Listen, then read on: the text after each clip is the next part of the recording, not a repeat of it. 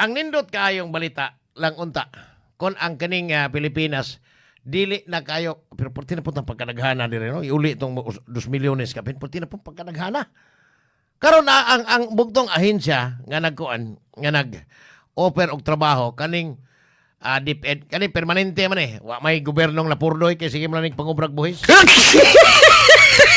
Si Sir Ludwig Umiga, upat pa lang gani kaadlaw ang gubat dito sa Middle East, gitawag na sa uman mga ekonomi sa global disaster jud. Karon ang nahitabo dito sa Middle East. Ha? Okay. Arita sa kuan si Inday AJ De La Torre ang atong pangutanon kabahin ng executive order ni Governor Pam para sa kaning executive order number 15. Ato ning pangutanon ang tigpamabas Kapitolyo kay natoy tabang napoy giandam nga tabang ang gobernadora kabahin aning manguli do na ba kapoy datos ang Kapitolyo mangutana lang ta kung wa ay lang okay ra basta kay importante na ay ikatabang ready ang gobernador sa lalawigan Sugbo pagtabang aning mga OFW nga manguli nga tuwa intaw na ipit sa gira sa Middle East. Si Miss AJ De La Torre, good morning na. Good morning, Sir Oka.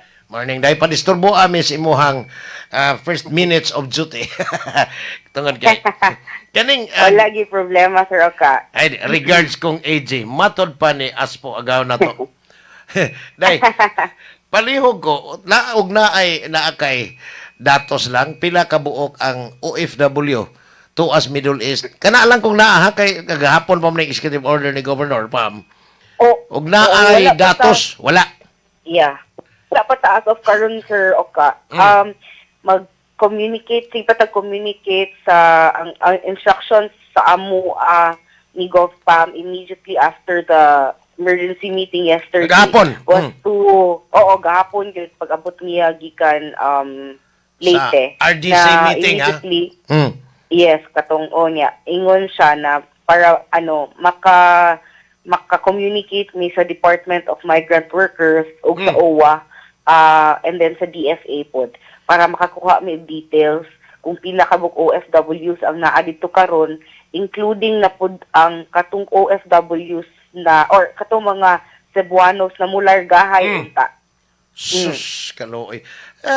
Miss AJ, day, ang kanibang mga OFW nga pamilya, pwede na itong ipanawagan tingali para ang importante na to nga matabangan ang pamilya man ani kay kato intawong tuas gawas maglison na to pagpauli karon kay ang kawanangan dili pa ang agroplano kay sige gubat kinsa man nga departamento ang duulo nila pananglitan dahil gi-offer si Governor pa mga tabang. Yes.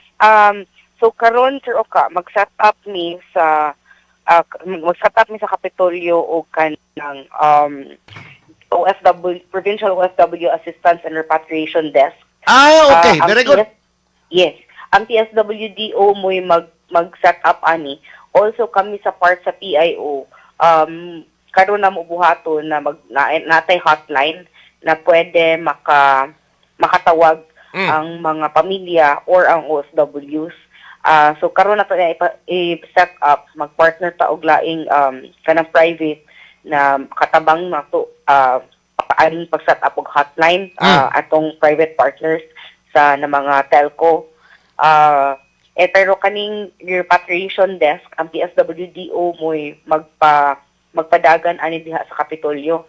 Ipa-set up din nato siya karon naa na may contingency plan giplano ang PDRMO ang PDRMO manggod ang giatasan ni GovPam to make sure na ma-prepare nato tanan all aspects lang Sir Oka no dili lang kay sa OFWs tanan gyud including kay appeal man to sa executive order ni GovPam ang kaning katong pag-save even sa fuel to make sure na natin enough pagkaon. Doon ako kinahanglan mo submit kunog mga plano ang mga department head sa consumption sa fuel ninyo din ha. Masin yes. Posible ni nga kuan kana mga magrasyoning mudugay ning maong gubat. Yes, naagyoy inan kinahanglan mo na mitingan kahapon Sir Oka na kailangan yun mutuon ingon si una ang gi-order ni Gov any unnecessary travel dili lang usa dili gyud kinahanglan na mobiyahe. If na ay mga meetings sa laing dapit sa probinsya na pwede i-online lang sa nato to save fuel, or in naamoy times this was Sir Oka na lain-lain departments, lain sakyanan. If kaya na usara ka sakyanan na magkuyog, mas maayo. So kana ang atong mga i-instruct ni GovPam sa amoa.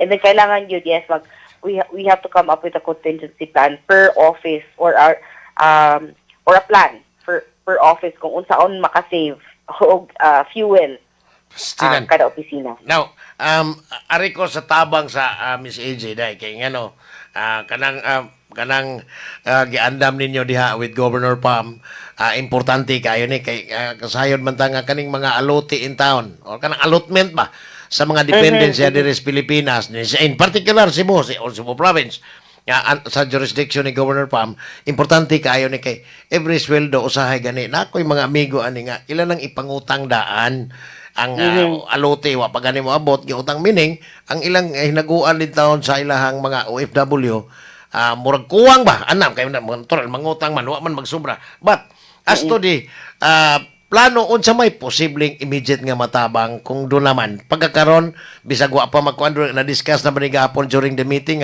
do na ba immediate daan nga ikatabang sa mga OFW adtuon ba or posibleng na ibangan hapon sa nga taga probinsya? As far as adtuon, Sir Oka, wala pa naabot ana na discussion, pero posible kay with ang nag-discuss yesterday is potential na financial assistance or kaning pagtabang sa kanang atong gitawag na cash for work. Yes. Sir Oka, yes. So ang atong buhaton karon is makig-istorya pa sad ta sa Department of Labor and Employment kung pwede ba ta sad ang motoy na mention na possibilities kahapon kinaaman sad sila tupad kanang tupad na program basin pwede nato under ang mga OFWs ana or ang mga families na mo lagi na maapektuhan kay di na makapadala ang ilang mga pamilya, so basin pwede nato sila. So it's really livelihood, Sir Oka, ug financial assistance ang immediate. Di apay usa kaning programa sa DepEd ay nanawagan gani sila kay doon na may mga OFW nga late passers kaning mga magtutudlo, nanawagan ang OFW basig na ay maanha diya ang DepEd mo nanawagan hasta ang DMW basig na ay maanha sa Kapitolyo nya late passers kanang maestra ba, licensed teacher. Nanawagan sila nga in kaso og naay gustong mobalik dire unya magtudlo sa mga pampublikong eskwelahan makatabang, so magka-assist ang Kapitolyo ani nga ako na suggestion ng una diha sa opisina ni Governor Pam diha ninyo nga og unsa gani na ma-coordinate po ninyo ang DepEd bahin ani. Yes. Importante gyud ani, Sir Oka, ang giingon gyud ni Gov is maki-coordinate sa tanang national agencies. Correct. Importante gyud kaayo ang coordination sa national agencies kay first is sila may naay datos ani, and then ang national agencies mangud karon ang that are kanang directly looking into the welfare of the OFWs nato na naa na dito o katong mga natanggong ba. So kailangan gyud and then yes, DepEd agree gyud ko ana, Sir Oka, hindi lang gyud kay DepEd, even DOH kay daghan man tag mga OFWs na naa sa healthcare. Yes, tinuod. So, yes, pwede unsa man di kada patuti ka unsa may preparasyon na kamo daghan pa matagkuwang tingaling mga medical staff. Yes, naapoy ina na. So gahapon hiring pa ba batay murag nindot na istorya ha, hiring pa ba ron ang provincial government sa mga medical practitioners? Yes, hiring pa po, Sir Oka, hiring man po, pero we have to also consider na daghan po baya po og applicants na naa diri local. So ato na pangitaan gyud og paagi unsaon nato na hinuon kay nindot po na problema na daghan na hinon kayo ang good problem ng workers. That's a very good problem compared sa kung wala gyud katong sa unaw na wala gyud nagkuwang gyud karon ni nahandog pagud to sa una kay basig ang ilang pagtan-aw nga basig pareha ni atong ni Agi nga agency dili naman ron. Yes. So pero naapay lain na ako'y concern na ay mo I think mo 1,000 to kapin ka mga although dili gikan sa Cebu tanan mo sa kalibo to kapin nga dito na sila sa Hong Kong kagahapon but gipabalik dito sa Pilipinas kay naggubat na dito. I think not gahapon the other day. Katong wa pa sila kahibawag na magbinumbahay na ba dito, gipabalik. Unsa may tabo if ever na yung mga Cebuano ani nga gipabalik unya murag na siyempre ang kaning mga band nga kwarta, kasband nakautang naabay posible nga maapil ni sa kuan unya unsa may giingon ni Governor Pam gahapon bahin ani og wa pa giingon palihog kog suggest day. Yes, ato gid na i-suggest pero ang gisulti na gid ikaw pa tanan Cebuanos affected sir Oka no. Dili lang gid ang OFWs but including katon ilahang mga pamilya pangitaan gyud atong paagi na matabangan. And ang atong preparations gid karon dili lang gyud sa OFWs. Tanan gyud ni kay ang expected manggod na effect ani is medyo well hopefully dili gyud nakalapad ang damage pero kana ang oil supply, inflation of basic commodities mo to na nag-order na si GovPam na kailangan mag-price monitoring, and then naman gyud ang supply chain interruptions kay syempre daghan mga may mga produkto na kanang gikan sa laing nasod nya kung dili man na ma-stop ang supply na ginay delay so mga inanagod sir Oka and then ang bugas day I don't know kung na ba mo ideya din na sa bugas kay kagahapon ang kanang ganador locally produced ni nga bugas hasta atong sa tinga nang usang kuan ivory ni amot atong tag 65 nga to 66 matag kilo. So dahil local price monitoring din ha, mayon ta og makakita ang provincial government in coordination sa ubang particularmente ang Department of Agriculture bahin aning mong issue kung nganong nagnihit kay kagahapon akong mga amigong supplier og bugas, supplier og dealer ha, mga sari-sari store nikalit ko og saka ang precious bugas pagkaibawang nagbinubahay na dito. So hopefully kuan ni kay murag ang pait ani silang di mga og mais.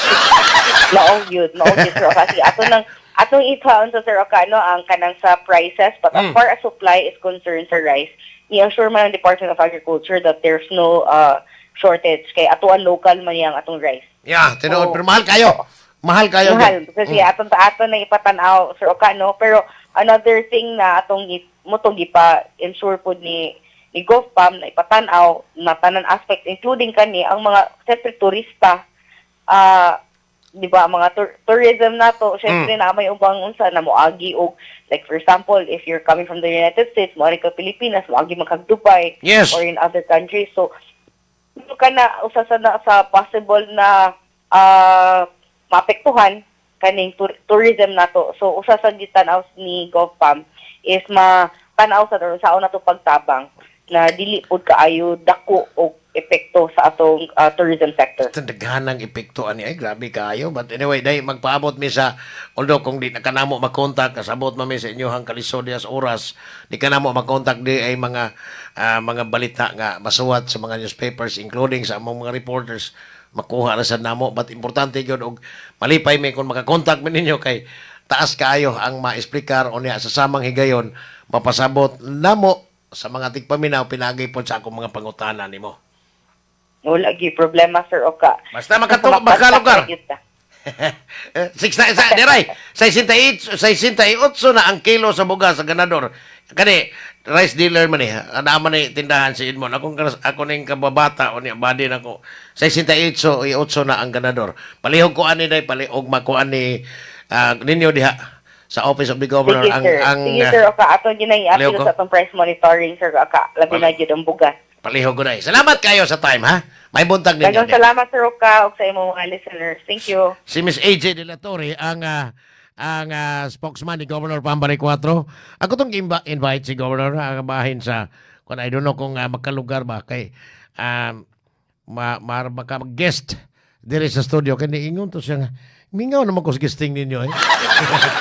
Ako sige lang ako follow up niya kay daghan kay issue nga atong ipatubag sa gobernador mismo anhi sa studio. Tibok program na to og mahimo siya mo itong patubagon.